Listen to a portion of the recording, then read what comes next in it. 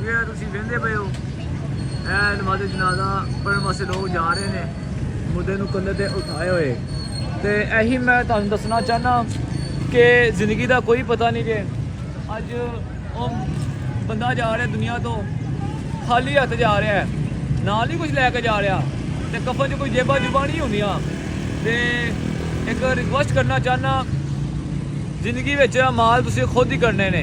अज time है जमीन तो काम कर लो, कल वो टाइम आएगा तुम जमीन थले सुकून आराम करोगे, ठीक है। तो नेकियां कर लो, इंशाल्लाह थले भी काम आन गया, कबर च भी सुकून मिलेगा, तो इंशाल्लाह रोते माशर भी सुकून मिलेगा। अल्लाह ताला जी सानू आखिरत की तैयारी तौफीक दे।